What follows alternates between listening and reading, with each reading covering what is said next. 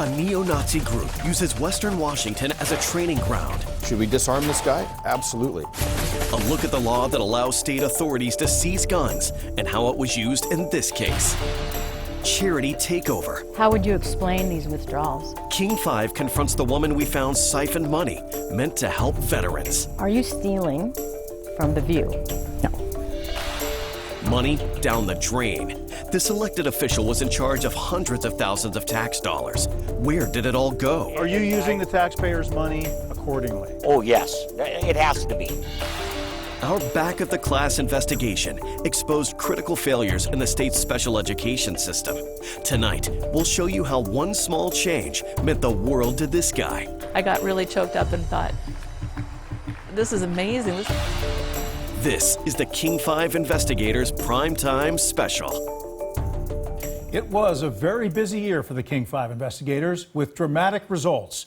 Good evening. Thanks for joining us. I'm Chris Ingalls. And I'm Susannah Frame. Over the next hour, we're going to show you some of our best work from 2019, including investigations that led to the state's first ever takeover of a charity. Also, King 5's legal battle that uncovered the truth about decades of mold problems at Seattle Children's Hospital. And money down the drain. Our series raised questions about a public official and tax money. The investigation led to the man's arrest.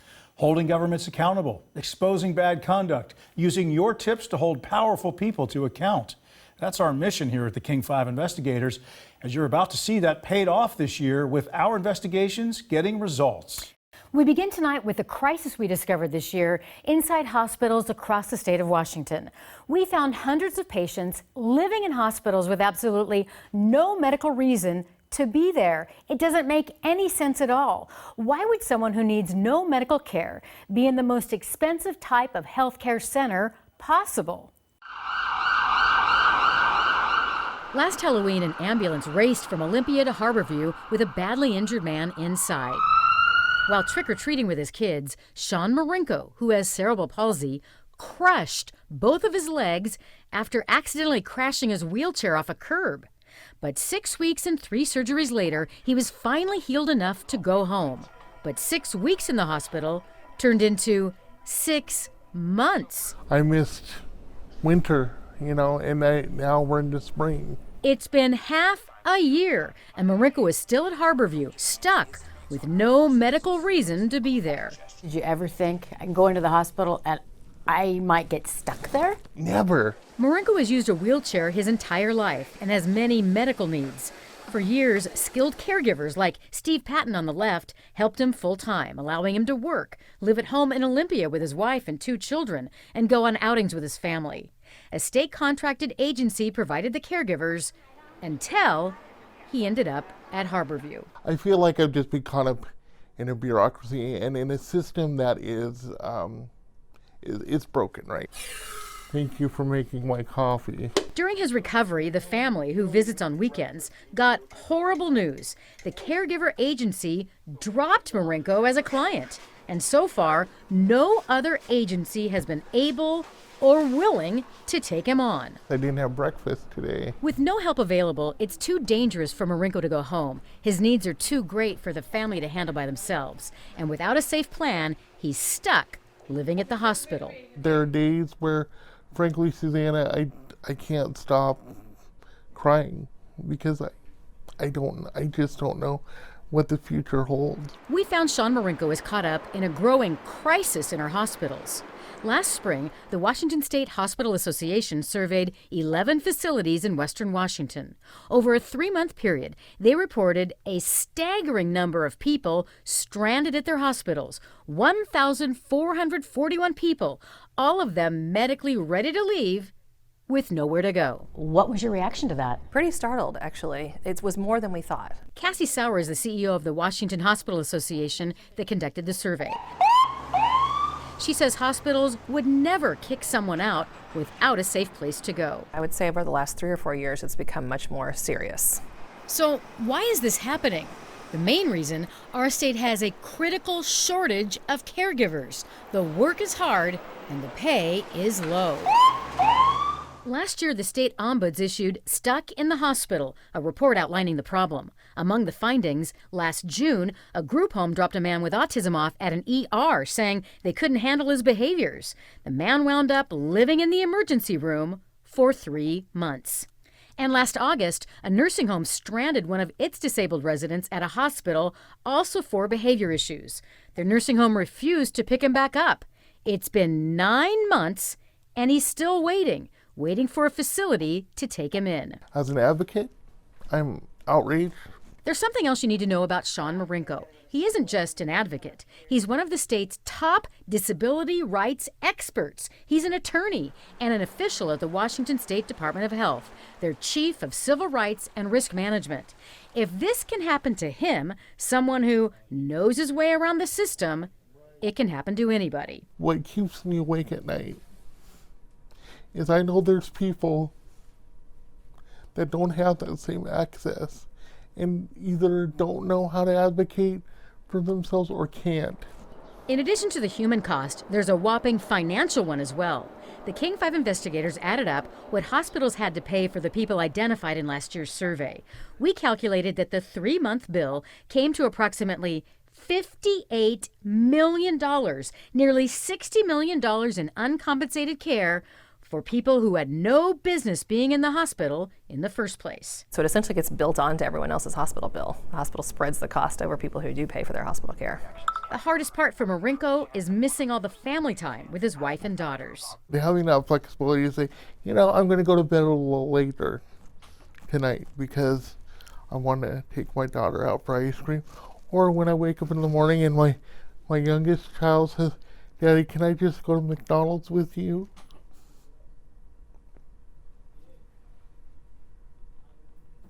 He struggled to fight back tears, wondering if he'll ever have caregivers again who can meet his needs, helping him at home and at his office, giving him the freedom to experience the meaningful, spontaneous moments life has to offer. That's the hardest part. 2 months after that story aired in April, Sean Marinko got out of Harborview after being stuck there for 8 months. He's back at home now, but still not receiving the services he had prior to his injuries, leaving him in jeopardy of going back to the hospital. He and his lawyers say the problem across the state will not improve until the legislature provides enough funding to hire enough caregivers to serve those in need. We now know that mold in operating rooms at Seattle Children's Hospital has killed 6 children in the last 18 years. But that information came to light only after the King 5 investigators started pushing for answers.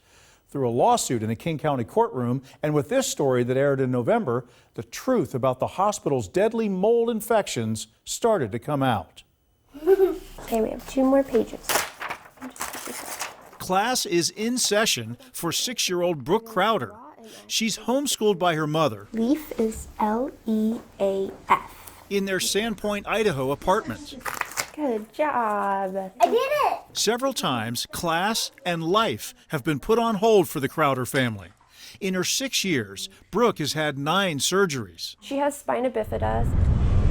The last surgery was scheduled for February, and Janae Crowder packed up the car and headed from Idaho across Washington to Seattle Children's Hospital. We had already been waiting there for 4 hours for the surgery to start, and then they just said that we couldn't do the surgery, and they sent us home. Their whole reasoning about that it was the humidity and that was unsafe to put the children to sleep because of the weather outside, that doesn't make sense to me. So days later, she contacted King 5 and HealthLink reporter Amity Adrisi. So I contacted Children's, and this was their response. They told me our ORs are fully operational at this time and were never fully shut down. But at points last week, we had to prioritize the most medically urgent procedures and reschedule others due to low humidity in the hospital's operating rooms caused by the cold, dry weather conditions.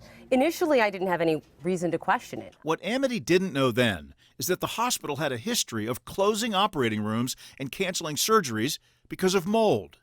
An employee whistleblower first reported mold in the hospital's HVAC, or ventilation system, in 2017, according to records we requested from county and state health departments. In 2018, a surgeon reported seeing debris fall from an air diffuser into a child's open abdomen during a surgical procedure. Later in 2018, the hospital was aware of Aspergillus mold in some of its ventilation systems. It crafted this reactive media statement saying it would disclose the problem to news organizations only if asked. But no one asked because no one knew. Good morning, everyone. In this King County courtroom last month, Children's legal team tried to block a health department decision to release more documents to King 5.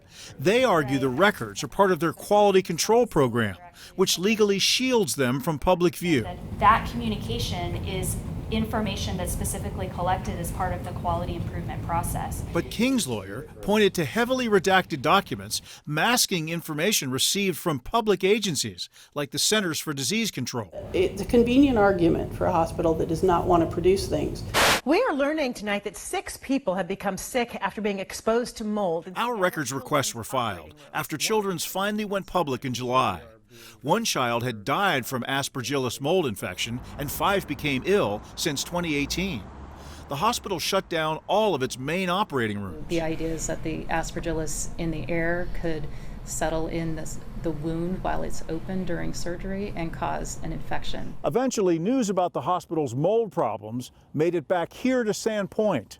And Janae Crowder. I wish they would have been more honest and let us know, like, hey, we've had mold before and this might be the problem. Are you comfortable doing the surgery with your daughter? If they would have given the parents the choice and the knowledge about the situation with the mold, I think that would have made this whole process go easier. Yeah, so we circle it. Brooke's surgery was delayed 2 weeks until March. It went without complication until Janae received a letter from Children's in August, one sent to 3,000 parents warning them that their child is at slight risk for mold infection. And then we have to watch for symptoms of infection from mold. I mean, that's scary. That's scary to make sure your child's not going to die because of mold. Children's denied that it misled Janae or King 5 about why Brooke's surgery was canceled. As that story showed, Children's took us to court to try to block the release of records from the Public Health Department. While Children's request to keep those records secret was largely upheld, the judge did release documents showing those 6 prior Aspergillus deaths dating back to 2001. Children's CEO held a press conference apologizing for those deaths on the same day those records were released, Susannah.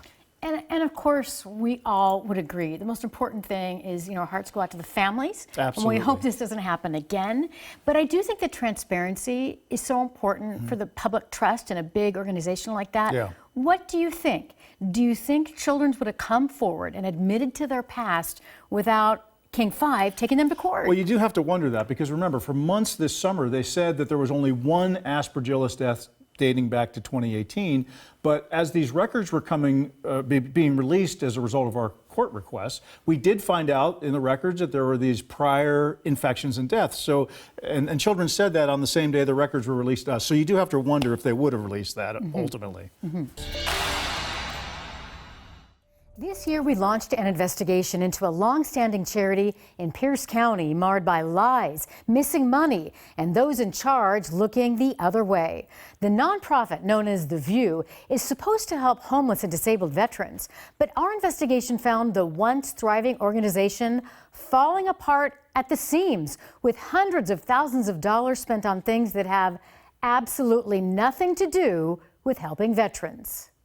How many of you just feel cheated? I do. In April, a group of veterans came out with a straightforward message. They're fed up with an organization that at one point gave them a leg up. Used to sleep right down there on this side and used to pitch a little tent in the field here. Like Mike Garwick, a 62-year-old disabled vet who used to live behind this bowling alley in Tacoma. And they helped me get back on my feet again. For 3 decades, The View, located in University Place near Tacoma, 3 bedrooms upstairs, gave Garwick and many others stable housing and a job in The View's workshop, refurbishing respirators and other products under contracts with Boeing.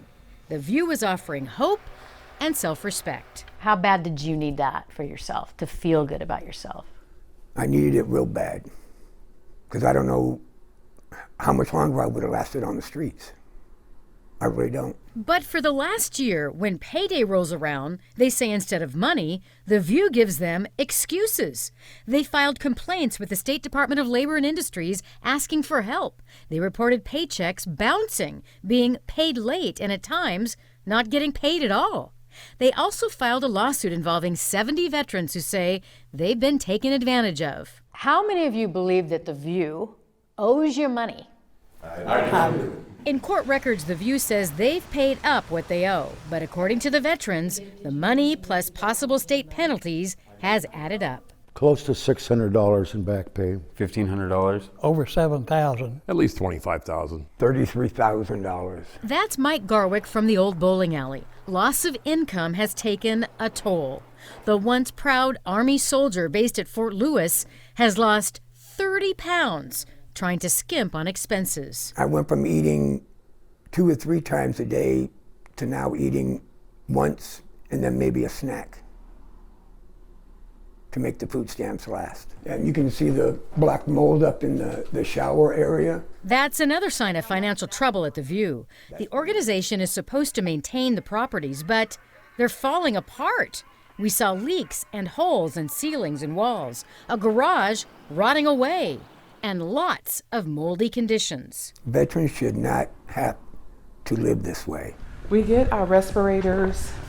They come in from Boeing. This is the View's operations manager, Rosemary Hibbler. She says she's working hard to fix the View's housing and financial messes. I like working with nonprofits because I like helping people. Hibbler is an Army veteran herself. She serves on a prestigious Veterans Advisory Board for the state of Washington. So this is one organization that's helping to combat that, so View. And last Veterans Day, she appeared on King 5 as an expert. We can also employ them so that they can be on the right path to self-sufficiency. So why doesn't the View appear to be self-sufficient anymore? Hibbler says when she was put in control of the finances 3 years ago, she found the View saddled with old debt. We are in financial recovery, and that is the truth. But the King 5 investigators have analyzed more than 1,200 pages of financial, state, and legal records that reveal something else. Are you stealing from the View? No. Rosemary Hibbler is an 8-time convicted felon. She spent time in prison for forgery and theft, stealing money from 2 companies where she worked as a bookkeeper. And at the View, bank records filed in court showed dozens of suspicious transactions, including a $35,000 transfer into someone else's account. And we found the nonprofit's money ending up here, inside local casinos. I've heard from people who believe that you've taken money from the View and gambled it away. Okay. I'm not even going to answer that. I'm not going to give that any credence at all. Are you familiar with any of these withdrawals at the Macaw Casino? Where did you get this? Because this is our files that's missing. But do you recognize those? I can't answer this. I really can't answer that. Well, these are withdrawals at the Macaw Casino. But that I can't answer because we have a police report for missing files and all of our files are gone. But it sounds like you're more interested in how I got this than my question, which is, are you taking the View's money and No, I using it did to not gamble? take View's money and using it to gamble. That's the answer to that question. A King 5 analysis of bank statements filed in court shows in the last year, nearly $26,000 of the View's money was withdrawn from casino ATMs or spent inside the Macaw Casino in Lakewood and the Muckleshoot in Auburn. On one day last January, just in one day, more than $11,000 of the nonprofit's money went to this casino instead of to the veterans in need. How would you explain these withdrawals? I'm not going to explain them. I'm not going to. Not without my attorney, I'm not going to, because this is a problem. And what's the problem? You having this file is the problem. To these veterans who've served both their country and the View, the problem is much more personal. I'm an American. I'm a human being. I'm one of God's creatures. How can you treat people like that? And sit on a stool at the casino? and spend someone else's money. With so much at stake for veterans, we weren't done yet. We wanted to know, where was all that money going and what was Rosemary Hibbler up to? Our cameras were rolling as 2 military veterans with court orders in hand showed up unannounced at The View to seize control of the operation. Miss Hibbler, can I please talk to you? Inside the van was View Operations Manager Rosemary Hibbler, an Army veteran herself who's also a convicted felon, and the person at the center of our investigation that showed over the last 4 years she siphoned hundreds of thousands of dollars away from the veterans charity. The Pierce County Superior Court has appointed me as receiver over The View. I'm taking control and I would like your cooperation. Counsel, I've reviewed and I'll sign your order. Earlier in the day yesterday, a judge signed off on the order to allow the takeover, initiated by the Attorney General's office. The conduct, as you've reported, Susannah, has been so outrageous for so long. Attorney General Bob Ferguson gave the go-ahead after seeing King 5 reports about the struggling charity that touted itself as helping veterans by giving them employment, housing, and social services. But in bank records, we found large sums of their money transferred into a personal bank account, money going to pay Hibbler's personal IRS debts, and thousands to pay her rent. I like working with nonprofits because I like helping people. This summer, Hibbler sat down with us and denied any wrongdoing. Are you stealing from The View? No. We also exposed the charity's money spent in casinos. In the last year, nearly $26,000 of The View's money was withdrawn from casino ATMs or spent inside the Macaw Casino in Lakewood and the Muckleshoot in Auburn.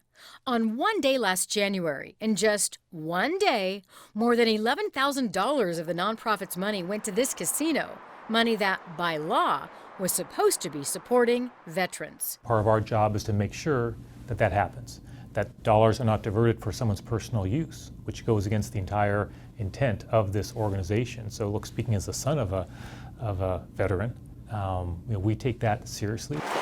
Back at The View, the plan unfolded quickly. Investigators from the AG's office showed up to start going through files. All the locks were changed, and Hibbler got out of the van with nothing to say. Rosemary, can you hear me? What do you think about the state taking over The View?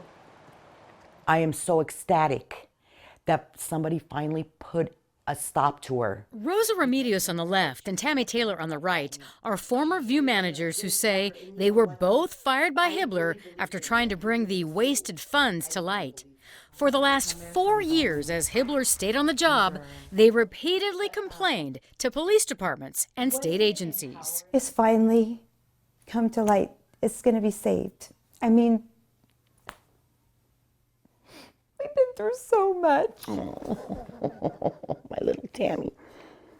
We have, and today was like a milestone for us because I really gave up believing that anything would happen. Many veterans let down by The View gave up as well. My bunk's right here. Mike Garwick became homeless again. Veteran Maurice Whittington lost his source of income. I'll probably just get in the back seat. And for a time, Wallace Pruitt went back to living out of his car. Because of what she has done to them by firing them and evicting them, there's so many that have relapsed. Yes.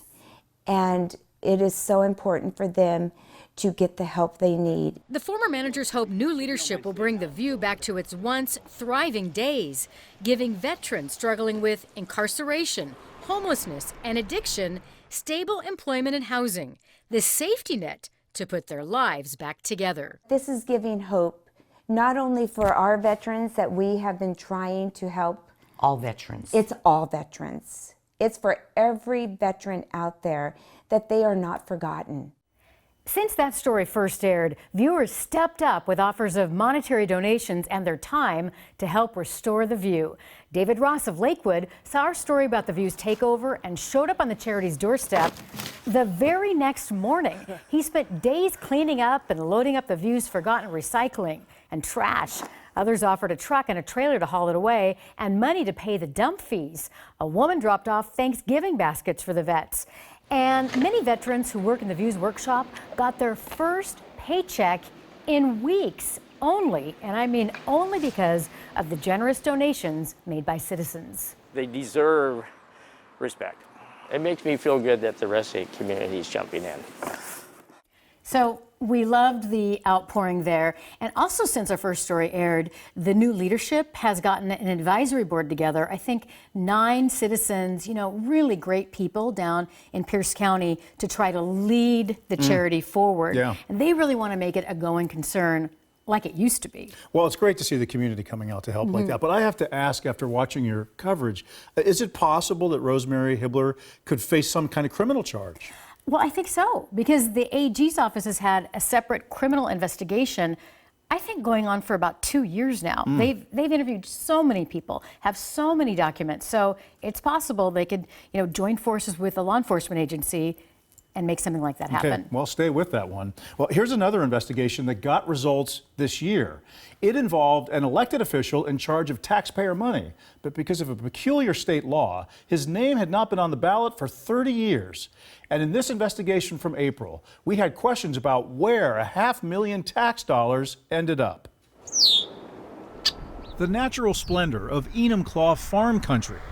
In addition to the ranches and dairy farms that have been here for decades, residents have probably noticed the large drainage ditches that cut through properties for miles and miles. The trench system is part of a special purpose district, like a water, sewer, or fire district. This one is called King County Drainage District Number 5. Have you ever heard of Drainage District 5? I never have. 30-year resident Michael Hughes was even more surprised to hear that the drainage district is managed by elected commissioners. Have you ever seen a drainage district commissioner on your election ballot? No, sir. I didn't know it existed. Here is the longest-serving drainage district commissioner, Alan Benny Thomas. His family has owned the 150-acre Thomas Dairy Farm for 50 years. Hi, Mr. Thomas.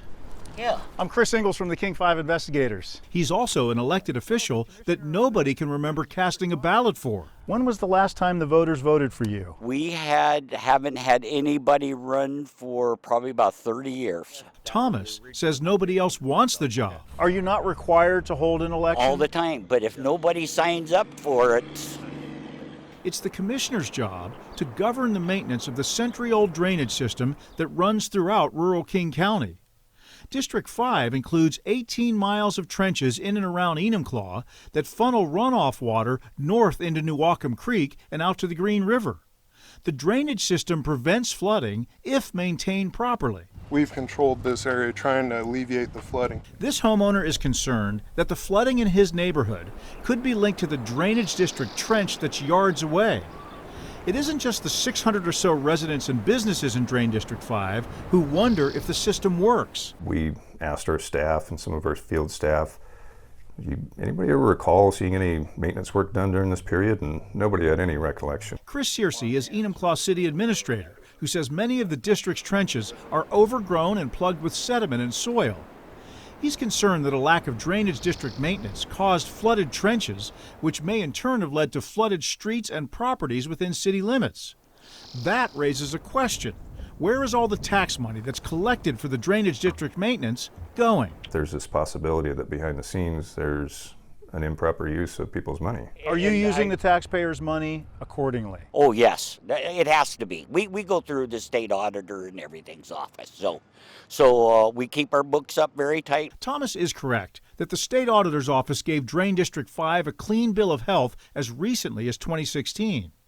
A public records request to the King County Assessor's Office reveals Thomas assesses the district's property owners between $70,000 to $80,000 per year. Your district takes about $70,000 a year in assessments. Yes. What are you doing with that money?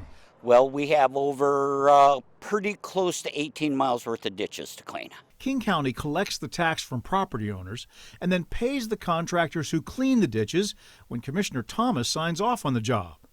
Public records show that Thomas's approved contractor is an unregistered company called A Conservation Services. The business address listed is the home of Thomas's mother-in-law. Thomas admits A Conservation was a company founded by his own son. My son was a legitimate contractor, and before I done it, I checked. I checked very carefully to make sure that that it was okay to do business like that, and it was. But for Thomas to approve public payments to a family member on a drainage system in disrepair raises questions for some people paying those taxes. I can't say corrupt, but it sounds a little suspicious to me. Normally we already talk to people, but they were doing oral boards the last time we talked, so. We uncovered this video through a public records request. It shows that the city was so alarmed by Thomas's arrangement that it filed a police complaint. They weren't done by your business because there wasn't done by me. Yeah. Here, a detective interviews Alex Thomas, who says his father started A Conservation Services on his behalf 7 years ago. But Alex only did 2 jobs in 2012, and his dad never paid him. As far as you're concerned, did you know there was any work being done with this No, business? not after the jobs. Okay. That was it. Okay. That's all I knew of. Yet records show A Conservation Services continued to bill the county for years. And bank documents we received through our request to the police show county payments ended up in a bank account controlled by Thomas's wife, Joanne, seen here speaking at a city council meeting last year. Police records show the county paid A Conservation Services $413,000 in a 5-year period. That's tax money going into a bank account for the personal use of Thomas and his wife. But you haven't falsified any records? You haven't made up any companies? No. This record shows Enumclaw officials first complained to the King County prosecutor in 2009, 10 years ago, about Thomas and Drainage District 5. Records show years of complaints since then to King County Elections, the Assessor's Office, the State Public Disclosure Commission, and the Attorney General, with all declining to take action. Work has not been done on maintaining those drainage ditches. There's been some complaints, but I guarantee you it's been done. After that story, both Thomas and his wife were arrested by the FBI. They've pleaded not guilty to federal charges. Also, since that initial story, we've identified about 250 governments across our state with the same elections, transparency, and oversight problems. Drainage, conservation, and irrigation districts are some of those governments that play by the same lax rules. Lawmakers are proposing bills in the next legislative session to make those governments more accountable to taxpayers, a story you'll see us follow in 2020. They are here among us, Nazis in Washington. In October, we told you about an especially violent Nazi group, Atomwaffen, training here in Washington state.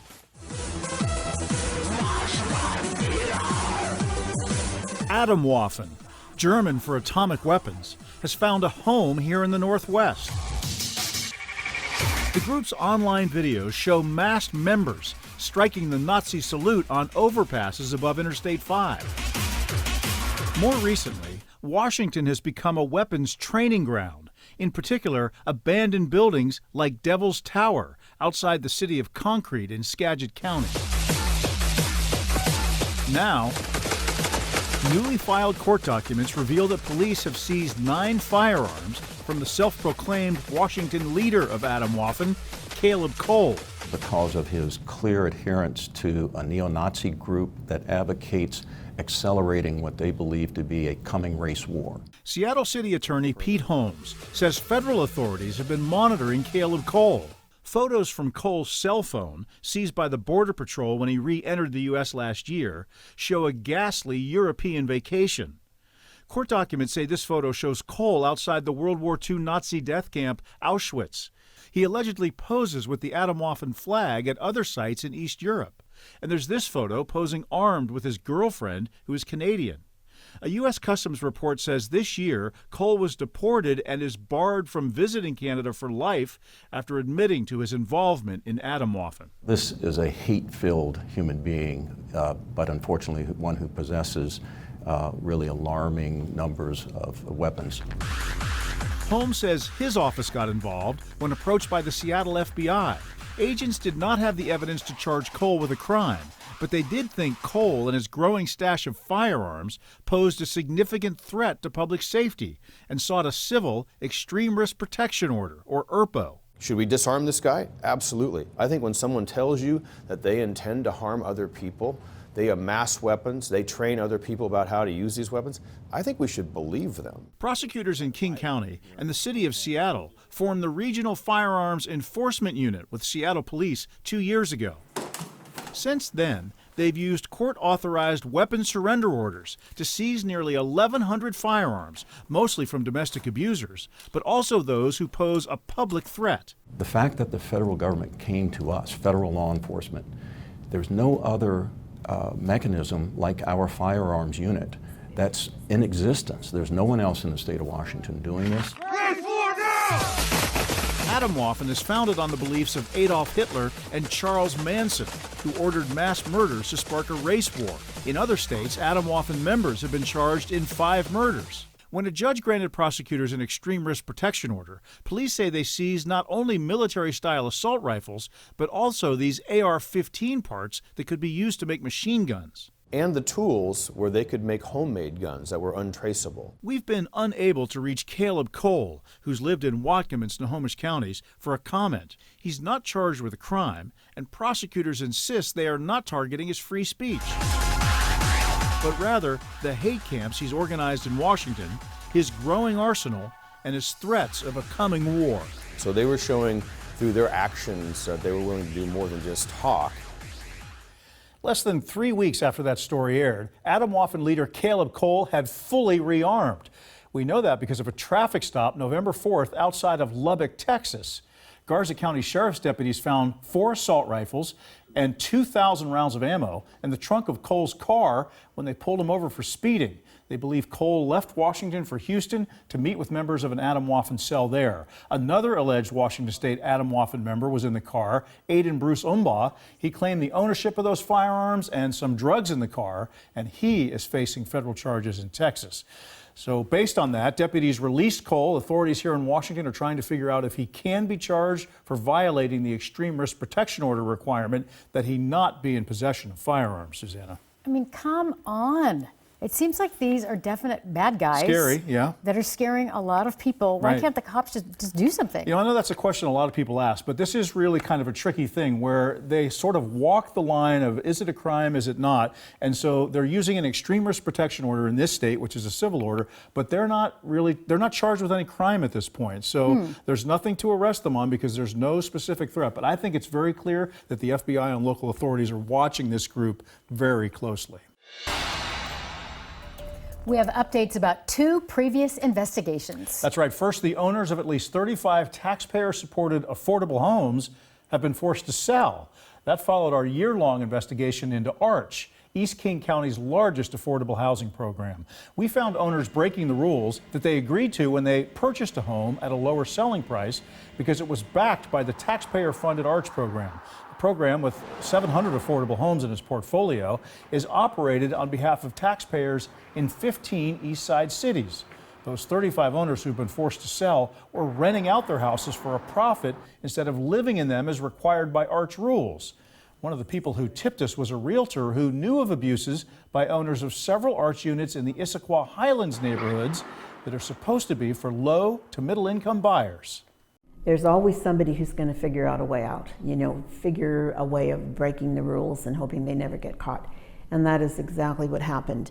After our stories, Arch hired a consultant to root out the violators and make sure the people that live in these units actually need affordable housing.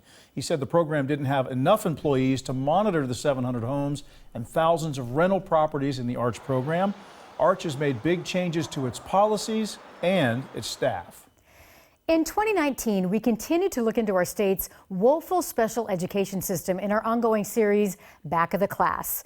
The series showed Washington State is one of the worst in the country when it comes to segregating children with disabilities such as autism and Down syndrome. But as you're about to see, when things are done right, it can empower kids of all abilities. Check out the incredible change that happened to one child with one simple adjustment in his education. I gotcha. Smoothies next. Smoothies next. It's right there. You remember where the ground beef is? This is 14-year-old Sam Clayton. Oh, yeah. Over there, that's right. But it's a bit further along. Making moves in the aisles of Safeway. One more. This one. Go for it. How he's shopping his way through the store shows improved confidence and independence. You got it. Very good. Nice job. What else? Pasta and rice. We're nearly at the end, look. Tagging along with Sam and his dad, we also saw his progress in communication skills. He ordered his own drink at Starbucks. What's your name? Sam. S-A-M. Good spelling, buddy. He graded a checker. Hi, Emma. How are you? I am doing well. How are you? Oh, thank you. And he told our photographer Ryan how much he liked him. I like you, Ryan. He's really just thrived in so many ways, academically, I think, and socially, and it's just been a great experience for him. The new experience for Sam began this school year on day one of high school as a freshman at Decatur and Federal Way. For the first time in 3 years, school administrators allowed him to learn alongside his non-disabled peers, like in this music class. He also took general education pottery and a leadership class. And garden. Garden. Did you make that? Yeah. Where fellow students helped Sam with projects like this one, then signed their names and words of encouragement. Big hug. There we go. And now we're starting to see that the old Sam kind of reemerge and be more confident and silly and, social. And so it's such a blessing to see that again, because by the third year of middle school, we were feeling pretty despondent about things. For 3 years at Taft-Sahalee Middle School, Sam spent every day, all day, in a segregated classroom, only interacting with other students with disabilities. Even at lunch, he sat separately. None of the other kids even knew his name. It breaks my heart that there are kids in his school who may not understand, that don't understand what Down syndrome is, that may be afraid of it. Last year, Sam's mom, Sandy, described those isolating middle school years where the family watched him become withdrawn, not wanting to go to school, and not making much academic progress. And I think it's just wrong on so many levels, and not just for Sam, but for, the other kids in the school. It's an opportunity lost. We can't get these 3 years back. Like Sam, thousands of children in Washington state are shut out of regular classrooms. Our investigation found only 54% of our kids with disabilities spend a majority of their day in general ed. And for students with intellectual disabilities like Down syndrome and autism, that number's down to 5%. Only 2 states in the country, Nevada and Illinois, have a number worse than that. Outcomes for kids with disabilities are not better when they're in segregated classrooms. Dr. Eileen Schwartz is a special education expert at the University of Washington. And what the research tells us is that children with disabilities do better when they're in inclusive classrooms, and children without disabilities do as well. School records show Sam did do better. All right. With noticeable improvements in math, reading, and social skills. What we're seeing now in just the first year of high school shows so much promise, and I think, it can only go up from here. This video taken in middle school last year shows just how much Sam was left out, attending his first ever school dance. While Sam was surrounded by kids, he was actually alone. No one spoke to him. No one came and said, "Hi, Sam." No one danced with him. No one took a selfie with him. He was aware. He was aware that there were no kids around him. Compare that to this year's high school band concert, where Sam, alongside general education musicians, opens up the show. Listen to what happens at the end of the song. It's the sound of inclusion, of kids knowing a fellow student who happens to have a disability.